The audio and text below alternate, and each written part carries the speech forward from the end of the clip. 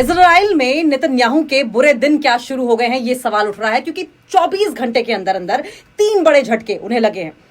Israel के प्रधानमंत्री Netanyahu के लिए बीते 24 घंटे जो थे वो बेहद बेहद बेहद मुश्किल भरे रहे, क्योंकि सुप्रीम कोर्ट ने जासूसी एजेंसी शिन बेट में दखल की कोशिश पर फटकार लगाई है उन्हें।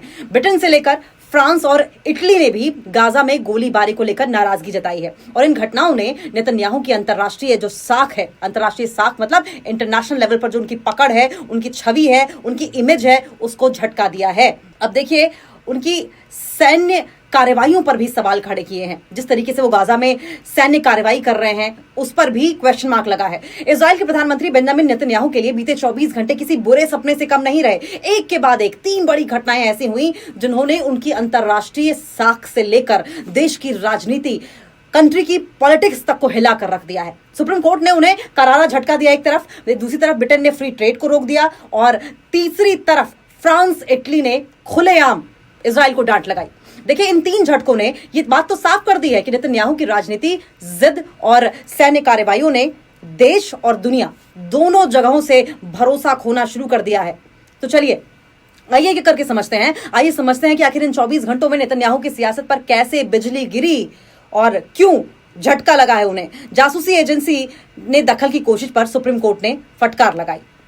इजराइल की खुफिया एजेंसी शिन बेट के प्रमुख रोनेन बार को हटाने की कोशिश में नेतन्याहू को फटकार लगाई है। नेतन्याहू को बहुत भारी पड़ गई। सुप्रीम कोर्ट ने इस फैसले को गलत बताया एक तरफ, वहीं दूसरी तरफ गैर कानूनी और हितों के टकराव से ग्रस्त बताया। कोर्ट ने सीधे नेतन्याहू पर उंगली उठाई और कहा कि रोनेन बार को हटाने का कोई ठोस आधार नहीं था, फिर भी आपने हटाया। सब कुछ मनमाने अंदाज में किया गया। शिन बेट उस समय नेतन्याहू के करीबी सलाहकारों के खिलाफ कतार गेट और डॉक्यूमेंट लीक जैसे गंभीर मामलों की जांच कर रहा था। खुद नेतन्याहू ने सोशल मीडिया पर यह माना था कि ये जांचें उनके खिलाफ राजनीतिक साजिश हैं। और इतना ही नहीं, अदालत ने यह भी कहा था कि सरकार ने सलाहकार समिति से राय क्यों नहीं ली, न ही बार को अपना पक्ष रखने का मौका दिया गया। और जब कोर्ट ने यह देखा कि सिर्फ राजनीति के गुस्से में एक वरिष्ठ अधिकारी को हटा दिया गया है, तो पूरा फैसला रद्द करने लायक ठहराया। नेतन्याहू फिर भी नहीं माने। कोर्ट के फैसले को उन्होंने शर्मनाक करार दिया और कहा कि वो खुद नया प्रमुख नियुक्त करेंगे। अब दूसरा बड़ा झटका कैसे उनको लगा है। दरअसल समझिए, जिस तरीके से नेतन्याहू एक्ट कर रहे हैं, जिस तरीके से गाजा को लेकर एक्ट कर रहे हैं, वहां पर जो डेमोग्राफी है, वहां के जो लोग हैं, उनको लेकर उनके फैसले सामने आ रहे हैं, सैन्य कार्रवाइयां सामने आ रही हैं। इसमें न सिर्फ यूरोपीय देश बल्कि कुछ ऐसे देश भी हैं जो खुलकर सामने आए हैं, जिसमें 22 नॉन मुस्लिम, 22 गैर मुसलमान देश हैं। जिसमें ब्रिटेन ने क्या कहा है ये हम आपको अब बताते हैं। दरअसल अगर हम ब्रिटेन का जिक्र करें तो ब्रिटेन ने खुले तौर पर कह दिया कि हम अब व्यापार ही नहीं करेंगे इजराइल के साथ। इजराइल के लिए एक बहुत बड़ा झटका है। अगर कोई ब्रिटेन जैसी कंट्री ये इजराइल को कह दे तो दरअसल ये दूसरा बड़ा झटका था ब्रिटेन का ऐसा कहना। नेतन्याहू को विदेश से लगा कि ब्रिटेन ने इजराइल की साख फ्री ट्रेड एग्रीमेंट की बातचीत पर रोक लगा दी। ये बड़ा झटका है। ब्रिटिश विदेश मंत्री डेविड लैमी ने संसद में साफ साफ कहा कि गाजा में इजरायली सेना की कार्रवाई अब हद से ज्यादा हो चुकी है। पिछले कुछ दिनों में गाजा में भीषण बमबारी की गई, भूख और जमीन पर नए हमलों ने अंतर्राष्ट्रीय चिंता को बढ़ा दिया। ब्रिटेन ने वेस्ट बैंक में अवैध यहूदी बस्तियों पर नए प्रतिबंध भी लगाए और इजरायली राजदूत तिस्वी होतोवेली का तलब उन्हें किया गया था। तो समझिए, क्या ब्रिटेन ने वेस्ट बैंक में जो अवैध यहूदी बस्तियां हैं, यहूदी बस्तियां, उन पर सैंक्शंस लगाए थे, जिसका साफ मतलब यह था कि एक बड़ा संदेश दिया जाए। किसे संदेश दिया जाए? यहूदी यानी कि इजराइलियों को, इजरायली कंट्री को और खासकर बेंजामिन नेतन्याहू को एक बड़ा संदेश दिया जाए कि जो आप कर रहे हैं गाजा में वो मत करिए।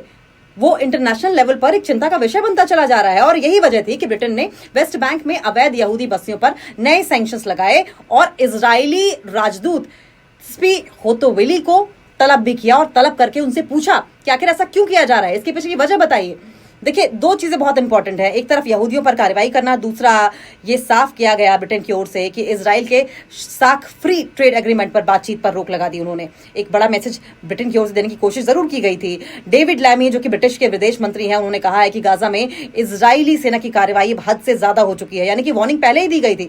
और जिस तरीके से कार्रवाई पिछले कुछ दिनों से गाजा में भीषण तरीके से की जा रही थी, भीषण बम्बार्डिंग की जा रही थी, सैन्य कार्रवाइयां की जा रही थी, जमीन पर नए नए हमलों को अंजाम दिया जा रहा था, इससे इंटरनेशनल कम्युनिटी जो थी वो टेंशन में तो थी। तो पहला, सुप्रीम कोर्ट की ओर से फटकार लगना, दूसरा ब्रिटेन की ओर से ये कह देना कि अब हम जो फ्री ट्रेड चल रहा था इजराइल के साथ उसे बंद कर देंगे।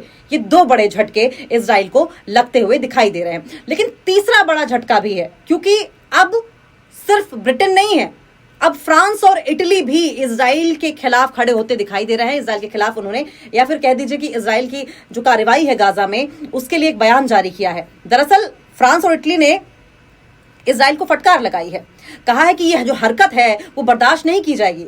तीसरा झटका आया है फ्रांस और इटली की तरफ से, जब वेस्ट बैंक में यूरोपीय राजनयिकों की यात्रा के दौरान इजरायली सेना ने गोलीबारी की। ये बहुत इंपॉर्टेंट है, समझिए। वेस्ट बैंक में यूरोपीय राजनयिकों की यात्रा के दौरान इजरायली सेना ने गोलीबारी की, जिससे कि वहां पर मौजूद एक फ्रांसीसी राजनयिक बाल बाल बच गए थे। एक फ्रांसीसी राजनयिक बाल बाल बच गए थे, और इस पर फ्रांस के विदेश मंत्री ने इजरायली राजदूत को तलब करने का ऐलान भी किया और कहा कि इस तरह की घटना अस्वीकार्य है। और जाहिर है होगी भी किसी भी कंट्री के लिए। इटली ने भी ये भी रुख अपनाते हुए कहा कि वो भी इस मामले में इजराइल से स्पष्टीकरण मांगेगा, यानी कि अब यूरोप भी नेतन्याहू सरकार के रवैये से खुलकर नाराज नजर आ रहा है। अब ऐसे में सवाल ये है कि जब इस तरीके के लगातार बयानबाजियां तमाम कंट्रीज की ओर से आ रही हैं, जिसमें इजराइल जो है वो अलग थलग पड़ा नजर आ रहा है, तो सवाल यह है कि गाजा पर और वेस्ट बैंक में जो इजरायली कार्रवाई है, या फिर जो यहूदी लोग हैं, क्या यहूदी लोगों पर खतरा मंडरा रहा है? क्या सैंक्शंस और भी लगाए जाएंगे उन यहूदी कम्युनिटीज पर? या फिर बेंजामिन नेतन्याहू अपने इस रवैये को थोड़ा सा अंतर्राष्ट्रीय प्रेशर में ढील देंगे, या फिर जिस आक्रामक रवैये के साथ गाजा और वेस्ट बैंक में इजराइल की ओर से अटैक किया जाता रहा है, क्या वो ये आक्रामक रवैया, ये अग्रेसिव अटैक जो है, अग्रेसिव पॉलिसी जो है वहां पर वो इस्तेमाल करते रहेंगे? क्योंकि बहुत इंटरनेशनल कम्युनिटी जो है वो धीरे धीरे करके गाजा में रहने वाले लोगों के लिए सिंपैथेटिक नजर आ रही है। ह्यूमन ग्राउंड पर अगर देखा जाए तो तमाम कंट्रीज का ये कहना है कि लोग भूख से मर रहे हैं, उनके पास पीने के लिए पानी नहीं है, खाने को दाना नहीं है, मेडिकल फैसिलिटीज अगर नहीं मिली, दवाइयां अगर नहीं मिली, तो लोग बीमारियों से तड़प तड़प कर मर जाएंगे। और यही वजह थी कि इजराइल को लगातार खरी खोटी सुनाई जा रही है देश पर, इंटरनेशनल प्लेटफॉर्म पर फटकार कई देशों की ओर से लगाई जा चुकी है कि आप ऐसा ना करें, इतना अग्रेसिव रवैया उन लोगों के साथ ना अपनाएं, नहीं तो लोग मर जाएंगे, लोग वहां पर तड़प तड़प कर मर जाएंगे। और यही वजह है कि अब 3 बड़े झटके लगे हुए दिखाई दे रहे हैं इजराइल को। पहला, सुप्रीम कोर्ट की ओर से फटकार, दूसरा, ब्रिटेन ने फ्री ट्रेड की बात को खत्म करने की धमकी दे दी है, वहीं तीसरा, फ्रांस और इटली की ओर से भी ये जो रवैया अपनाया जा रहा है इजराइल की ओर से, उसे तुरंत खत्म करने की बात की है। तो ये 3 बड़े झटके, और 3 बड़े झटकों के साथ क्या गाजा कैप्चर का सपना जो है नेतन्याहू का वो चूर चूर हो जाएगा? ये भी बड़ा सवाल है।